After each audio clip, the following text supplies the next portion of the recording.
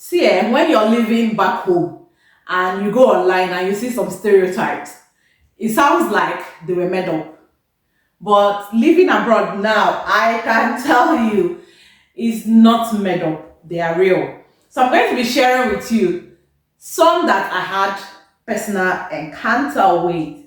And mind you, those people are not asking this thing because it's hate or whatever. They are asking it because that is what the media has shown to them. They are asking these things because they are not traveled. They have not even left their country. Some of them have not left their country.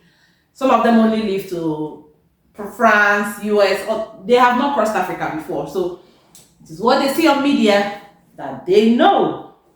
Now, the first thing I heard, that was, I think, my first 8 months in the UK. Somebody told me, we're just, I went on break at work and we're just gisting with some white colleagues. And then they said, how does it feel like staying with a lion? I'm like, are you asking me? Are you talking to me? Because I wasn't sure that question was directed to me. And then I asked, how do you mean? She said, oh, she heard that Africans live with lions, that lions are their pets. And I'm like, where did you hear that from? I had to change the narrative. And I said to her, we don't live with lions. Who exactly stays with lions? Have you heard that anything, any other creature, not even animals, lion loves them? I've not heard that lions are friendly with other animals, not to talk of human beings. And I said to her, I'm sorry, I haven't seen lion all my life. I see it on media, the same way you see it on media. I've not seen it all my life. Can you imagine? And then the second question I've ever been asked living in this United Kingdom is, why do they always ask us for aid that every child in Africa is hungry? And I'm like, what? Oh, Jesus.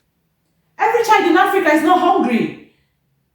Those pictures you people see on social media, you see on televisions, those are countries that are exposed to war.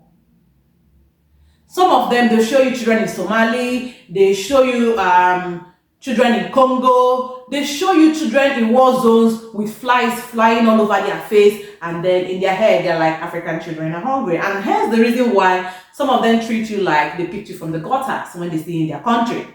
So I don't blame them, it's media. And I have to tell her, I'm sorry. Hello? Africa is made up of 50-something countries. So you want to tell me that every child in these whole countries are hungry?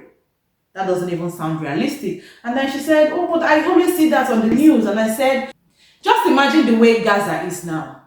And then there are a lot of things on the TV on, showing you hungry children in Gaza or the ones that have kwashiorkor. Does that mean those people are not just a few percentage of Gaza people have black skin? Many of them are white skin. Does that mean that that is the situation for everybody?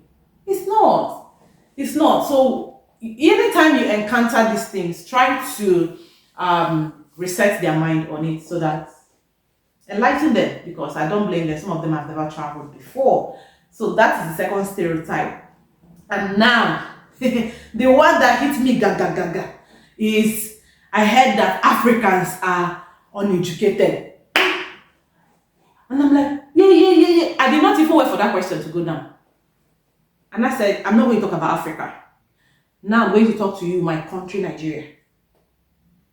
And I said to her, Nigeria probably has the highest number of educated people than the entire United Kingdom. When I say the entire, Scotland, Wales, Northern Ireland, England, put the whole population together.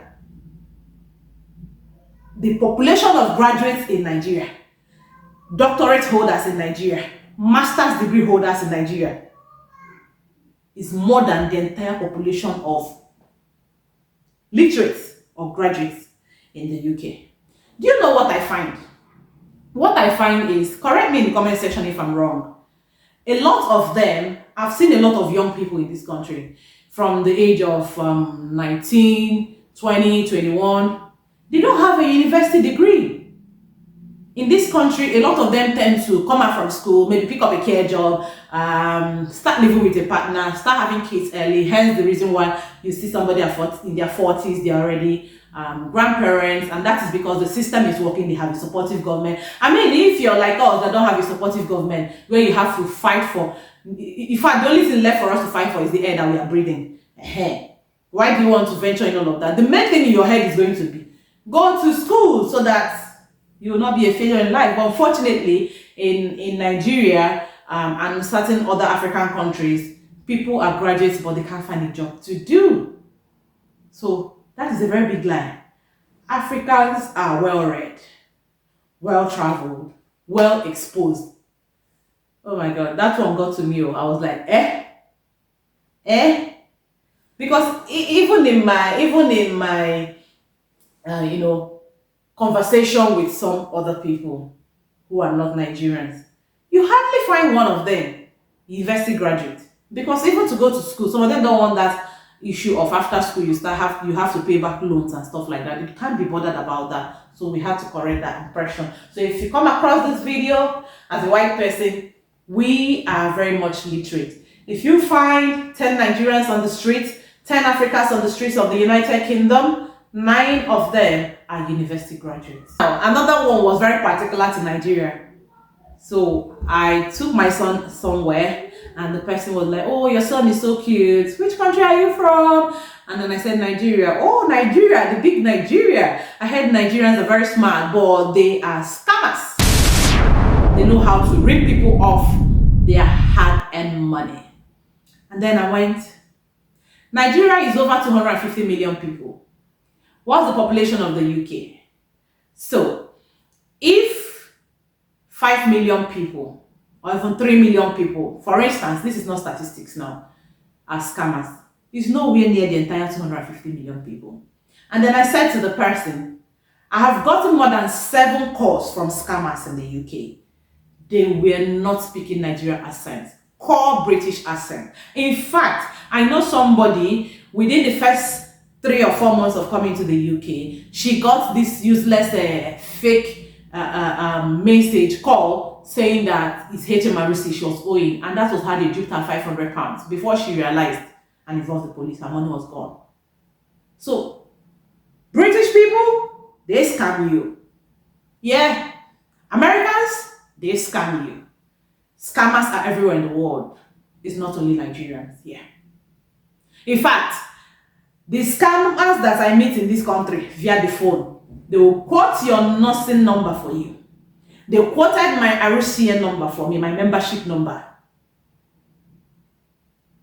to scam me, thinking that I'm a fool. So if you are a black person coming to the UK, coming to the West, be on alert, high alert. I don't know how they get these numbers. I don't know how they get this contact. There are scammers here.